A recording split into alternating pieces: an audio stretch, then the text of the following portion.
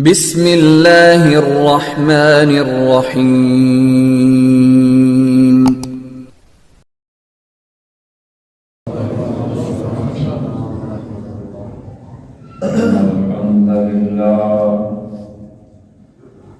الحمد لله نحمده ونستعينه ونستغفره ونعوذ بالله من شرور أنفسنا ومن سيئات أعمالنا من يهده الله فلا مضل له ومن يضلل فلا هادي له واشهد ان لا اله الا الله وحده لا شريك له واشهد ان محمدا عبده ورسوله صلى الله عليه وسلم اما بعد إن خير الحديث كتاب الله وخير الهدي هدي محمد صلى الله عليه وسلم وشر الأمور محدثاتها وكل محدثة بدعة وكل بدعة ضلالة وكل ضلالة في النار. أما بعد يا أيها الذين آمنوا اتقوا الله حق تقاته ولا تموتن إلا وأنتم مسلمون. يا أيها الناس اتقوا ربكم الذي خلقكم من نفس واحدة وخلق منها زوجها وبث منهما رجالا كثيرا ونساء واتقوا الله الذي تساءلون به والأرحام إن الله كان عليكم رقيبا. يا أيها الذين آمنوا اتقوا الله وقولوا قولا سديدا يصلح لكم أعمالكم ويغفر لكم ذنوبكم ومن يطع الله ورسوله فقد فاز فوزا عظيما. اللهم صل على محمد وعلى آل محمد وصليت على إبراهيم وعلى آل إبراهيم إنك حميد مجيد. اللهم بارك على محمد وعلى آل محمد كما باركت على إبراهيم وعلى آل إبراهيم إنك حميد مجيد. أعوذ بالله من الشيطان الرجيم.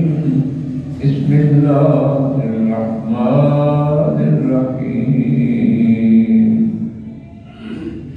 وإذا سألك عبادي عني فإني قريب أجيب دعوة الداع إذا دعان فليستجيبوا لي وليؤمنوا بي لعلهم يرشدون. في آية أخرى تلك حدود الله فلا تقربوها كذلك يبين الله آياته للناس لعلهم يتقون. ولا تأكلوا أموالكم بين بينكم بالباطل وتدلوا بها إلى الحكام لتأكلوا فريقا منهم بعد الناس بالإثم وأنتم تعلمون رب اشرح لي صدري ويسر لي أمري واحلل عقدة من لساني يفقهوا قولي اللهم انفعنا بما علمتنا وعلمنا ما ينفعنا وزدنا علما. الحمد لله على كل حال ونعوذ بالله من حال أهل النار. آمين.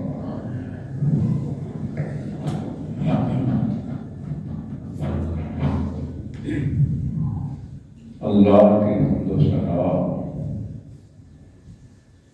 ذو الجلال والاکرام حاکم الحاکمین شہنشاہ مالک الملک رب العالمین ارحم الراحمین بندہ خاکی کو قرب عطا کرنے کے لیے اپنے دیدار کا لائق بنانے کے لیے جنتی بنانے کے لیے ایمان کے ساتھ ساتھ لا الہ الا اللہ محمد رسول اللہ کی نعمت سے نوازنے کے ساتھ 5 وقت اپنے شہنشاہی دربار میں خود آوازیں دے کے بلاتا ہے کہ صلاۃ کی طرف آؤ، فلاح کی طرف آؤ۔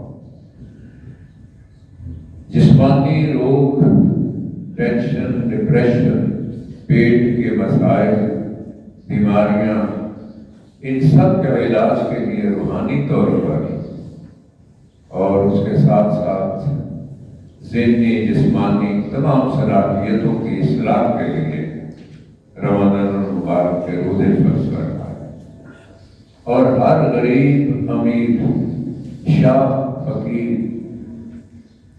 مرد، عورت، مسلم وہ اس کے لیے باؤنڈ ہے، اس پر فرض ہے کہ فمن شہد منکم الشہر فلیصم، زندہ ہے، رمضان آ گیا ہے تو پھر روزے بھی رکھے۔ بندے کے لیے ہے کیونکہ بندوں کو بھوکا مارنا بھی مقصود نہیں ہے، قرب کی راہیں ہیں، اور اس وقت جب یہ روزہ رکھتا ہے، بھوکا پیاسا ہوتا ہے، تو اس کے ساتھ ایک درمیان میں جو کیفیت اللہ نے بیان فرمائی کہ ٹھکرایا ہوا جہانوں کا ذلت اور خواری سے دوچار، اپنے کرتوتوں کی وجہ سے بہت سے مصائب و آلام کا شکار، تو بندے جب سب طرف سے دروازوں سے ٹھکرایا جائے، دھتکارا جائے اور تجھے ذلت اور رسوائی کا سامنا ہو، تو ایک دار ایسا ہے کہ تو اپنی زمین و آسمان کے ساتھ بھی گناہوں سے بھر کے نافرمان، باغی، طاغی، غادی بھی ہو کے آ جائے، تو اس در سے تجھے دھتکارا نہیں جاتا۔ اللہ شرف قبولیت عطا فرماتا ہے۔ وَإِذَا سَأَلَكَ عِبَادِي، میرے محمد صلی اللہ علیہ وسلم رحمت للعالمین کے ذریعے میں جب میرے بندے آپ سے میرے بارے میں سوال کرتے ہیں، عنی کہ میں کہاں ہوں، فَإِنِّي قریب، تو بتا دیجئے کہ یقیناً میں تمہارے قریب ہوں۔ یا اللہ کتنے قریب ہیں، یہاں تو باہر بیٹھے ہوتے ہیں، وہ اندر نہیں جانے دیتے، انتظار بڑا کرواتے ہیں، سیڑھیاں لگانی پڑتی ہیں اوپر جانے کے لیے، پر بعد میں یہاں ایسا کوئی وسیلہ یا راستے میں حائل نہیں ہے، قریب ہیں، اور قریب اتنا ہے کہ نحن اقرب الیہ من حبل الورید، تیری شاہ رگ سے بھی قریب ترین ہے۔ یہی وجہ ہے کہ جب کھانا چھوڑ دیا، پینا چھوڑ دیا، بیوی ہے، تنہا ہے، جوانی ہے، تو اس کے باوجود نہ بیوی کا قرب اختیار کرتا ہے، نہ کھاتا اور نہ پیتا، اس لیے کہ جس منہ سے، جس دروازے سے کھانے نے اندر جانا ہے، پینے نے اندر جانا ہے، اس کو پتا ہے کہ نہ اقرب الیہ من حبل الورید۔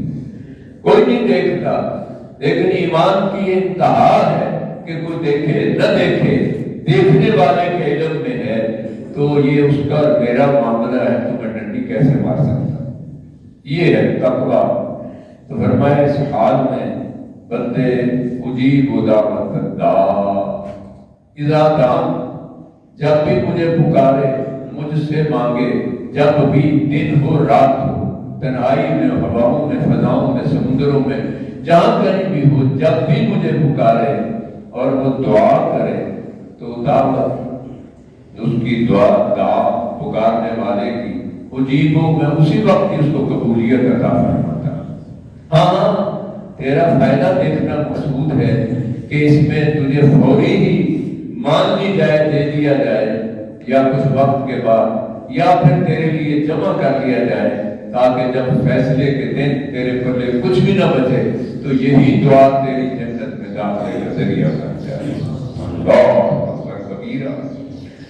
جب میں تیری مانگتا ہوں، تیری نافرمانی، بغاوت، تباہ کے خلاف جب بھی تو پکارتا ہے، اور تیری اس نافرمانیوں کے باوجود میں نے کبھی رزق وعدہ نہیں کیا تیرا، وہ میرے ذمے ہے، تو جب تو مانگتا ہے اور پھر میں تجھے ٹھکراتا نہیں، دھتکارتا نہیں کہ تو میرا کہنا نہیں مانتا، نافرمان ہے، پھر بھی میں قبول کرتا ہوں، میرا بندہ ہے نا، تو فرمایا فَلْيَسْتَجِیبُوا لِی، تو تیرا بھی فرض ہے کہ تو بھی میری مان دے۔ ون میں ڈرائیور تو نہیں نہ چلتا، میں ہی مانگتا چلا جاؤں۔ آپ خود بھی تو کہتے ہیں کہ میاں جی آپ ایک بار آئیں گے، ہم 10 بار آئیں گے، آپ نہیں آئیں گے تو ہم 100 بار نہیں آئیں گے۔ اتنا غصہ ہے۔ یہ آپس میں بھی معاملات ہوتے ہیں، لیکن وہ تو کبھی نہیں کہتا کہ تو اتنا عرصہ کہاں رہا، 100 سال تم نے بغاوت کی، کفر کیا، شرک کیا، نافرمانیاں کی، ظلم کی انتہا کر دی، آگے ہے، وہ کہتا ہے آگے ہے، تو اب یہ دیکھ کہ پچھلے سارے ہی تم نے دھو دیے، تو ایسے ہو گیا جیسے آج ماں کے پیٹ سے پیدا ہوا ہے، اس لیے کہ تم نے اقرار کر لیا کہ لا الہ الا اللہ، کہ الہ اللہ ہے، اسی کے ہاتھ میں نفع نقصان، زندگی موت، یہ سارے معاملات ہیں، اور اس کے لیے کامیابی کے لیے راستہ وہی ہے جو سیدنا محمد رسول اللہ صلی اللہ علیہ وسلم وَلْيُؤْمِنُوا بِي، اور یہ بھی ایمان کہ وہ رد نہیں کرتا ہے، لوٹاتا نہیں ہے۔ اپنی دعا جب بھی کرو تو فرمایا وَأَنْتُمْ مُوقِنُونَ بِالْإِجَابَةِ، یہ مخبر صادق رحمت للعالمین سیدنا محمد صلی اللہ علیہ وسلم فرمان ہے، تمہیں یقین ہونا چاہیے کہ میری دعا رد نہیں ہوگی۔ بے یقینی تو بیڑا بھی نہیں پار کرتی ہے، اور نتیجے میں لَعَلَّهُمْ يَرْشُدُونَ، یقیناً وہ رشد و ہدایت پا جائیں گے۔ یہ اس کے عذابوں سے بچنے کی تدابیر ہیں، بیماریوں سے شفا کے لیے تدابیر ہیں، اصول اور ضابطے ہیں۔ فرمایا کہ وَنُنَزِّلُ مِنَ الْقُرْآنِ مَا هُوَ شِفَاءٌ وَرَحْمَةٌ لِّلْمُؤْمِنِينَ، ہم نے اس قرآن مجید کو شفا بنا کے نازل کیا ہے، جسمانی بیماریاں ہوں، روحانی ہو، ذہنی ہو، جنسی ہو، کسی قسم کی بھی بیماری ہو، تو جب بھی قرآن کے ساتھ آپ تعلق قائم کریں گے تو آپ کی بیماری رفع دفع ہو جائے گی۔ اب آپ میڈیا کا دور ہے کہ ہندو، یہودی، نصرانی، مجوسی، مشرک وہ بھی سورۃ الرحمن لگاتے ہیں تو اللہ تعالیٰ شفا عطا فرماتے ہیں، کیونکہ اس میں تخصیص نہیں ہے کہ ماننے والا ہی ہو، وہ تو سب کے لیے قرآن ہے، تو رب العالمین ہے اور رسول رحمت للعالمین۔ تو عذاب سے بچنے کے لیے تدابیر بھی بتا دی ہیں کہ کن کن چیزوں سے پرہیز کرنا ہے، بچنا ہے۔ روزے کا مقصد لعلکم تتقون، تاکہ متقی بن جاؤ۔ سیدنا عمر فاروق اعظم رضی اللہ تعالی عنہ، عبادہ بن کعب رضی اللہ تعالی عنہ سے سوال کیا کہ تقویٰ کیا ہے؟ مقام اور منصب دیکھو اور پھر ثواب دیکھو، یہی مومن کی شان ہے کہ اپنا علم میں اضافے کے لیے فَاسْأَلُوا أَهْلَ الذِّكْرِ إِن لا تعلمون، نہیں جانتے ہو تو سوال کرو اہل علم سے، ان جاہلوں سے جو دین سے بے بہرا ہیں اور پاک لگاتے ہیں، ان سے پوچھ کے گمراہ ہونے سے بچو۔ اصل وہی ہے جو کتاب اللہ اور سنت رسول اللہ صلی اللہ علیہ وسلم حدیث شریف کے مطابق بتاتے ہیں۔ تو انہوں نے سوال کے ساتھ یہ بات پوچھی۔ یہ بھی ایک انداز ہوتا ہے کہ آپ ایک پگڈنڈی پر جا رہے ہیں اور وہاں پر دائیں بائیں کانٹے دار جھاڑیاں ہیں۔ عربوں کا لباس کھلا ہوتا ہے اور ٹائٹ بھی ہو تو آپ جب کسی کانٹے کے ساتھ لگیں گے تو کانٹا آپ کے لباس کو پھاڑے۔ تو انہوں نے کہا کہ میں اپنے آپ کو سمیٹ لیتا ہوں، میں ٹیڑھا ہو کے چلتا ہوں تاکہ ادھر سے ادھر سے جو کانٹا میرے کپڑوں کو تار تار نہ کرے۔ تو انہوں نے فرمایا یہی تقویٰ ہے۔ کارگاہ حیات میں زندگی گزارتے ہوئے، کھاتے پیتے سوتے جاگتے معاملات کرتے ہوئے، کوئی بے حیائی کا، بریانی کا، فحاشی کا، شرک کا، کفر کا، نفاق کا، فسق و فجور کا کانٹا آپ کے حیا کے، ایمان کے دامن کو تار تار نہ کرے۔ کیسا روزہ ہے پھر کہ کھاتا پیتا سب چیزیں موجود ہیں، ان سے تو اپنے آپ کو بچا دیتا ہے، لیکن عین اس وقت سامنے بھائی کی لاش رکھ کے مرے ہوئے کو کاٹ کاٹ کے کھائے تو یہ اتنی بڑی جرأت ہے کہ حلال سے رک گیا لیکن اتنے بڑے حرام سے۔ اور اللہ نے سوال فرمایا سورہ حجرات کا، جا کے دیکھیے، ایحب احدکم ان یاکل لحم اخیہ میتا، کیا تم میں سے کوئی محبوب رکھتا ہے بھائی کی لاش ہو مرا ہوا اس کو توڑ توڑ کے کاٹ کاٹ کے کھائے؟ فکرے تم ناپسند کرو گے۔ تو پھر کیا وجہ ہے کہ اپنے کسی بہن بھائی کی، ماں باپ کی، بیوی بچوں کی غیبت کے غیر حاضری میں، غیاب میں غیبت کرتا ہے؟ حقیقت ہے وہ، اس کی اصلاح کی ضرورت ہے۔ یہ تو نہیں ہے کہ سامنے لوگوں کے بڑھا جائے، ذلیل و خوار کیا جائے کہ باپ ذلیل ہو یا بیوی ذلیل ہو یا بھائی ذلیل ہو یا بہن ذلیل ہو یا کوئی مسلمان مرد۔ اور فرمایا کہ غیبت اشد من الزنا، زنا کرنے والا اگر اس کے اندر ایمانی غیرت ہے تو وہ بہرحال ڈرتا ہے، کانپتا ہے کہ مجھے کتنا بڑا جرم ہو گیا ہے۔ اور اگر وہ شادی شدہ ہے تو پھر ان کو سنسار کیا جاتا ہے، کما رہا ہے تو 100 کوڑے لگا کے جنتی بنا دیا جاتا ہے، پاک کر دیا جاتا ہے۔ تو فرمایا یہ زنا سے بھی شدید ترین گناہ ہے، اس لیے کہ وہ اس کو گناہ سمجھتا ہے اور یہ غیبت کو گناہ بھی نہیں سمجھتا ہے۔ اور ایک فتویٰ یہ بھی ہے، اس داعی اعظم، مبلغ اعظم، مزکی اعظم، امام اعظم سیدنا محمد رسول اللہ صلی اللہ علیہ وسلم کا کہ فرمایا الغیبۃ تفطر الصائم، غیبت سے روزہ ٹوٹ جاتا ہے، کنڈیم ہو جاتا ہے، بیکار ہو جاتا ہے، ردی ہو جاتا ہے۔ بابا جی بوڑھے کھانا کھا رہے تھے، اب ظاہر ہے کہ آپ کسی کو کھانا کھاتے دیکھیں تو بتا دینا چاہیے، یہ نہیں کہ جی چلو پھول پر لکھے کھاندہ بیٹھو، یہ بھی فیور نہیں ہے۔ اور اگر اتفاقاً اکیلا ہو اور کھا لے تو یہ بھی بتایا گیا ہے کہ یہ اللہ کی طرف سے کھلایا جاتا ہے، اس لیے کہ وہ بھول گیا، اس کو یاد ہی نہیں رہا کہ میں روزے کی حالت میں ہوں۔ یہ وضاحت ہو گئی ہے دین کے اندر۔ تو نوجوان کہنے لگے کہ بابا جی آپ کا روزہ نہیں ہے؟ انہوں نے کہا بالکل بیٹا میرا روزہ ہے۔ تو آپ کھانا کھا رہے ہیں؟ اس نے کہا ہاں بیٹا، قرآن نے مجھے بتایا ہے کہ جب ایک بندہ اس لائق نہ ہو کہ کھانے پینے سے اپنے آپ کو روک سکے، یعنی اس کی جسمانی کیفیت، بڑھاپا اور جو عوارضات ہیں، مرض، تو اس وجہ سے میں پیٹ کو تو کھانا کھلا رہا لیکن میں جھوٹ نہیں بولتا، میں غیبت نہیں کرتا، میں چوری نہیں کرتا، میں گندی نظریں نہیں رکھتا، گندی باتیں نہیں سنتا، بکواس نہیں کرتا، خرافات نہیں کرتا۔ اچھا، تو بابا نے پوچھا کہ بیٹا آپ کا روزہ ہے؟ کہنے لگے کہ ہاں ہمارا روزہ ہے لیکن ہم صرف کھانے پینے سے رکتے ہیں، باقی نعوذ باللہ۔ تو روزہ ہے سم ساما یصوم سے رک جا، باز آ جا، حلال سے رک جا۔ تو یہ ایک ٹریننگ ہوتی ہے جو اللہ رب العزت بندے کو دیتے ہیں۔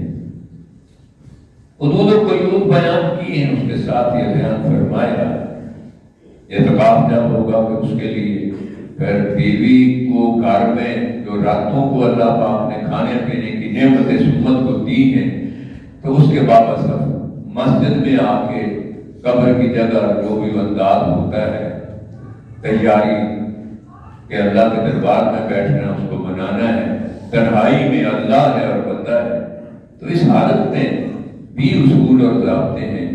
بیوی آئے گی، بات کرے گی، اور آئی بھی بات کی۔ آپ باہر کھڑے بات کر رہے تھے، دو صحابی گزرے، السلام علیکم ورحمۃ اللہ وبرکاتہ۔ وعلیکم السلام ورحمۃ اللہ۔ تو چند قدم گئے، واپس بلایا سیدنا محمد رسول اللہ، فرمایا یہ میری بیوی ہے۔ آپ کیسی بات کرتے ہیں؟ فرمایا انسان کے اندر شیطان الذی یوسوس فی صدور الناس من الجنۃ والناس ہمیں بات کرتا ہے اور بیوی کے ساتھ کھڑا کے باتیں کرتا ہے۔ اس لیے تمہیں بتا دیا ہے کہ ضرورت کی وجہ سے بلایا تھا، تو میں بیوی سے بات کر رہا ہوں۔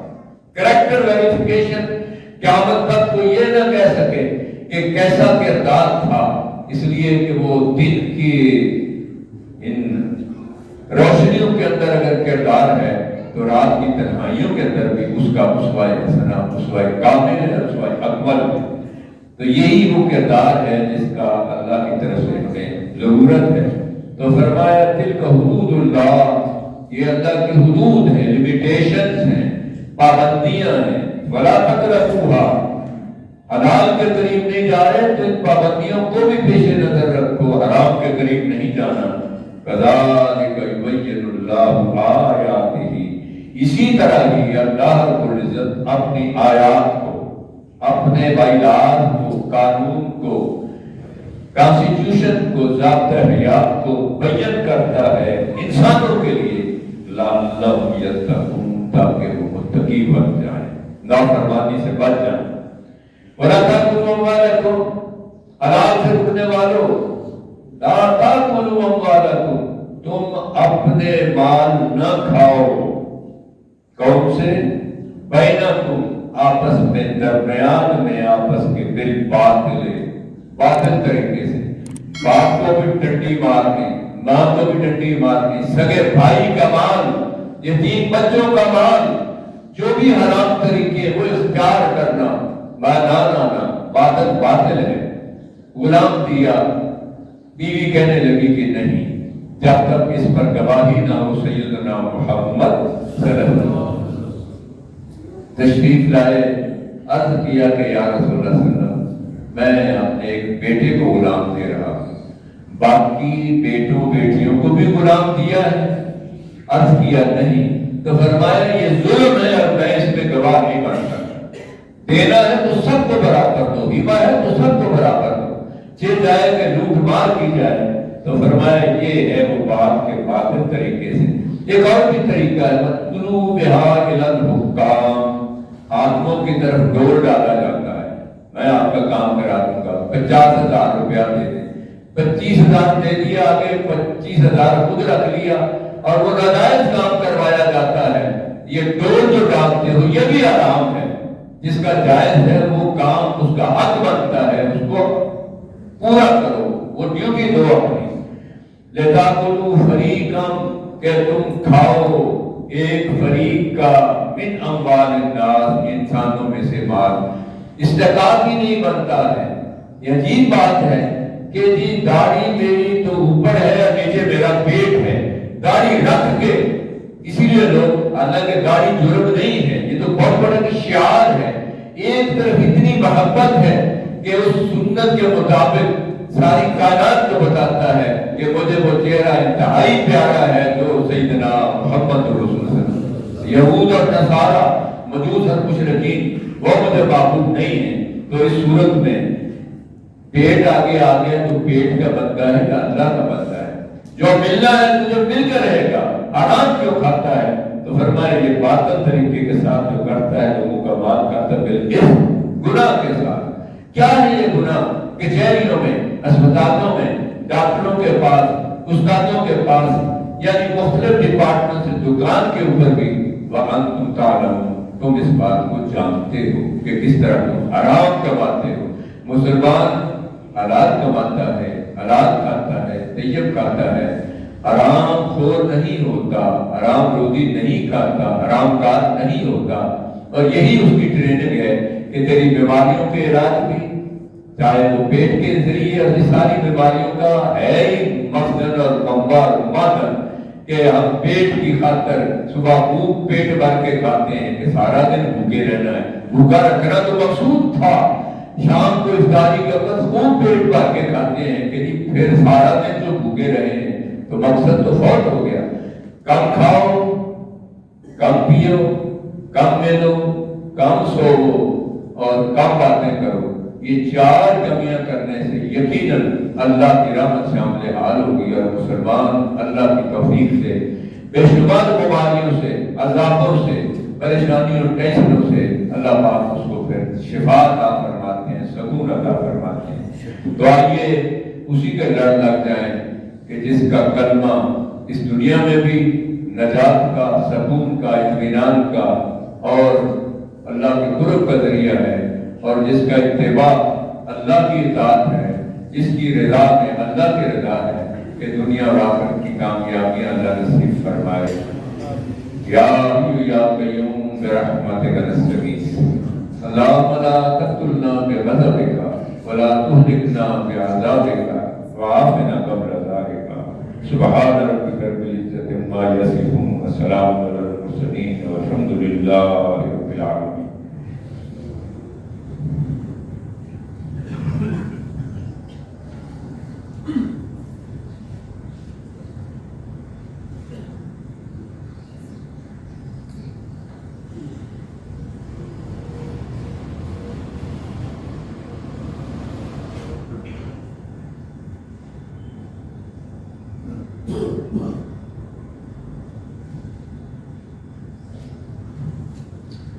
ان الحمد للہ نحمده ونستعینه ونستغفره نعوذ باللہ من شرور انفسنا ومن سیئات اعمالنا من يهده اللہ فلا مضل له ومن يضلل فلا هادي له واشهد ان لا اله الا الله وحده لا شريك له واشهد ان محمدا عبده ورسوله صلی اللہ علیہ وسلم. یہ جو ہماری 5 وقت ملاقات ہوتی ہے، آج تک تو وہی معاملہ سیدھا نہ ہو سکا. یہ اللہ سے آمنے سامنے کی ملاقات ہے. فَلْيَنْظُرْ كَيْفَ يُنَاجِي رَبَّهُ. دیکھو کہ تم اپنے رب سے کس طرح مناجات کرتے ہو. نماز میں کھڑے ہیں، ہاتھ باندھے ہوئے ہیں، سب سے کنیکشن توڑ دیا ہے اور کیا کہہ رہے ہیں یہ پتہ ہی نہیں، اور کتنا دور کی بات ہے. اگر یہ کیفیت ہو کہ الحمدللہ رب العالمین، سب حمدیں اللہ جہانوں کے رب آپ کے لیے ہیں. آواز آتی ہے حامدانی عبدی، میرے بندے نے میری حمد کی. الرحمن الرحیم، رحم کرنے والا، نہایت مہربان. آواز آتی ہے حسنا علی عبدی، بندے نے میری ثنا کی ہے. جواب ملتا ہے مالک یوم الدین، شہنشاہ قیامت کے دن جزا جب سزا. تو اللہ فرماتے ہیں مجدنی عبدی، بندے نے میری بزرگی بیان کی ہے. ایاک نعبد، صرف تیری ہم بندگی کرتے ہیں. وایاک نستعین، صرف تیری ہی مدد مانگتے ہیں، تجھی کو مانگتے ہیں، تجھی سے مانگتے ہیں. کوئی تیرے سوا حاجت روا مشکل کشا نہیں، اور مانگتے ہیں صراط مستقیم کی ہدایت عطا فرما. تو ایک ایک موقع پر اور جب دل کے اوپر ہاتھ رکھ کے، کیونکہ ہم نے جو مطالعہ کیا اور مختلف مقامات پر جہاں تو ناف سے نیچے تو نیچے کہاں، لیکن فوق السرہ ناف کے اوپر، علی صدر سینے کے اوپر یہ الفاظ ملتے ہیں سرور کائنات سیدنا محمد رسول اللہ صلی اللہ علیہ وسلم کے حوالے سے۔ اس کے ساتھ اس ماہ مبارک میں ہم نے آپ اتنا صدقہ فرماتے تھے کہ تیز آندھی سے بھی زیادہ، اور سیدہ خدیجہ طاہرہ مطہرہ رضی اللہ تعالی عنہا اسی ماہ مبارک میں تشریف لے گئی کہ سب کچھ آپ پر قربان کر دیا اور آپ نے امت کے اوپر اٹھا دیا، کچھ بھی نہ رکھا۔ بعد دفعہ تین دن سیدہ عائشہ رضی اللہ تعالیٰ عنہ فرماتی ہیں اللہ اکبر، انہی کو بھی اللہ نے اسی رمضان المبارک میں اپنے دربار میں بلایا جن کی شان میں 18 آیتیں اللہ نے قرآن مجید میں سورہ نور کی نازل فرمائی کہ یہ نبی کی بیوی ہے اور اس کا محافظ عصمت و عفت کا میں ہوں۔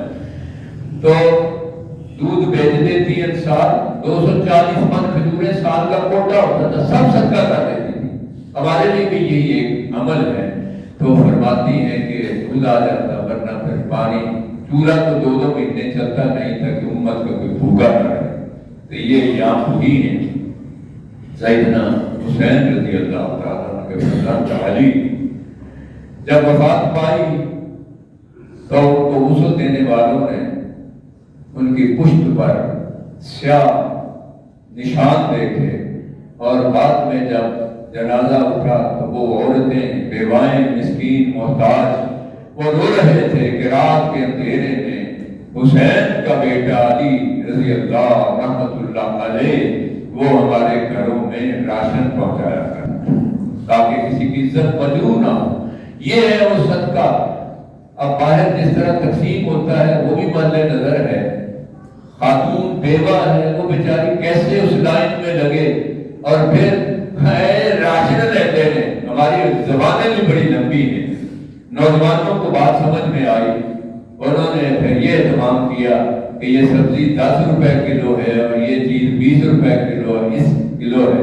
تو وہ بیویاں پھر آ کے، اور اسی طرح مستحق جو غریب مساکین تھے وہ آ کے وہ چند روپے دے کے خوش ہوتے کہ ہم نے اپنے پیسوں کے ساتھ ایک چیز خریدی ہے، اور وہ بیوہ گھر جا کے جب سامان کھولتی ہے تو پھر اس کے اندر اس کے پیسے بھی لوٹا دیے جاتے ہیں تاکہ اس کی عزت نفس مجروح نہ ہو۔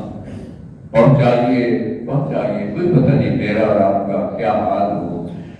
4-5 دن پہلے میں نے اپنے ایک اسی طرح محبت رکھنے والے بھائی کے ساتھ رابطہ کیا، حال چال پوچھا۔ ہمارے مشن کے اندر بڑا تعاون کرتے رہے، تو بتانے لگے کہ جی پچھلے سال سے صورتحال یہ ہے کہ اب تو معاملہ یہ ٹھوس ہو گیا ہے۔ جو ہزاروں روپے دیتے تھے، میں نے ضمنی بات کی تو کہنے لگے سچی بات یہ ہے کہ اس دفعہ تو فدیہ بھی بیمار رہتے ہیں، فدیہ بھی دینے کے لیے کچھ نہیں۔ حیران رہ گیا۔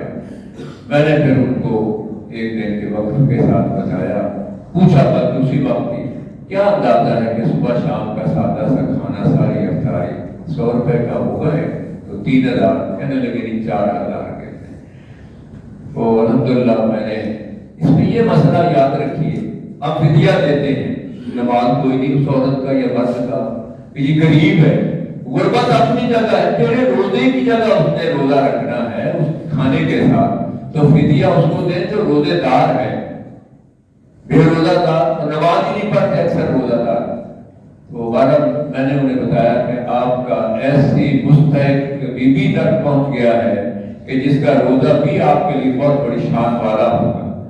کل ایسے اتفاقاً خیال آ گیا، اللہ کی توفیق ہے الحمدللہ، تو ہم نے تکڑیا کے علاقے میں پوائنٹ بنایا ہوا، حکیم صاحب یہاں آتے ہیں، 2-3 حکیموں کو مختلف جگہ پر بھیجتے ہیں، تو وہاں الحمدللہ 5-6 سال سے بالکل خفیہ طریقے سے وہ راشن دیتے ہیں، اور پورا مہینہ ان گھروں میں جو مسکینوں کا اور غریبوں کا ان کی عزت نفس بھی مجروح نہیں ہوتی ہے، یا خود پہنچا دیتے ہیں یا ان کو کہتے ہیں کہ آپ مغرب کے بعد۔ جس مسجد میں صرف 4 بڑھیا تھی وہاں پر آج بوڑھی عورتیں قرآن پڑھ رہی ہیں، 60-70 کے قریب، ارد گرد کے کنبوں سے، قصبہ بھی نہیں ہے، گاؤں بھی نہیں ہے، پورا 60-70 وہ صبح آ کے اور بچے نمازوں کے اندر شریک ہوتے ہیں. الحمدللہ بہرحال وہاں دیجیے جہاں مستحقین ہیں اور وہ واقعی اس کے قدر کے ہم اہل بن جائیں. ان دنوں کے اندر خاص طور پر ایک چیز جو آپ نے اور میں نے پیش نظر رکھنی ہے وہ یہ ہے کہ جتنا زیادہ سے زیادہ ہو سکے استغفار کیا جائے، اور اسی طرح درود ذات اقدس سیدنا محمد صلی اللہ علیہ وسلم. فرمایا کہ من صلی علیہ، جس نے ایک طرف میرے لیے رحمت کی دعا کی، فتح اللہ له باب من العافیہ، اللہ اس کے لیے عافیت کے بے شمار دروازے کھول دیتے ہیں. صبح کی درس کی سعادت اس فقیر محمد مزمل آصف کو حاصل ہوتی ہے، ادھر ہی قیام ہے. تو میں نے ایک واقعہ بتایا تھا، ظاہر ہے کہ کئی گنا زیادہ ہماری بیٹیاں بہنیں بھائی موجود ہیں کہ عرب شہر کا آپریشن ہوا دل کا. اب ظاہر ہے کہ 8-10 لاکھ 15 لاکھ خرچ ہوتا ہے. اس کے بعد ایک ایک کر کے ڈاکٹر آئے اور مشین دیکھ کے تو اس کے اوپر وہ بڑے پریشان ہوئے. تو انہوں نے کہا 13-14 ڈاکٹر کہ آپ کا ایک لوتھڑا ہے جو پھنس گیا ہے، ہمیں دوبارہ آپریشن کرنا پڑے گا. کہنے لگے کہ مجھے پھر کلمہ شہادت یہ ہے بات، اشہد ان لا الہ الا اللہ اشہد ان محمد رسول اللہ. کر دیجیے آپریشن. اگر ناگزیر ہے تو وہ ڈاکٹر دوسرے کمرے میں تیاری کے لیے چلے گئے اور لبنانی نرس کہنے لگی شیخ صلو والے آپ درود پڑھیے. اب وہ جو درود اس وقت نکلا ہے اللہم صلی علی محمد وعلی آل محمد، یہ تو ہم سنتے ہیں، یہ دعائی کا وقت ہے. اللہم صلی علی محمد وعلی آل محمد کما صلیت علی ابراہیم وعلی آل ابراہیم انک حمید مجید. اللہم بارک علی محمد وعلی آل محمد کما بارکت علی ابراہیم وعلی آل ابراہیم انک حمید مجید. کچھ دیر کے بعد ڈاکٹر آگے تیار ہو گئے تو دیکھا تو کہنے لگے آپ نے کیا عمل کیا ہے؟ میں نے کہا میں نے کوئی عمل نہیں کیا. ہاں اس لبنانی نرس نے یاد دلایا تھا کہ درود رحمت کی دعا کرو. میں نے درود پڑھا تھا. انہوں نے کہا کہ یہ وہ لوتھڑا نکل کے گیا. اللہم صلی علی محمد وعلی آل محمد کما صلیت علی ابراہیم وعلی آل ابراہیم انک حمید مجید. اللہم بارک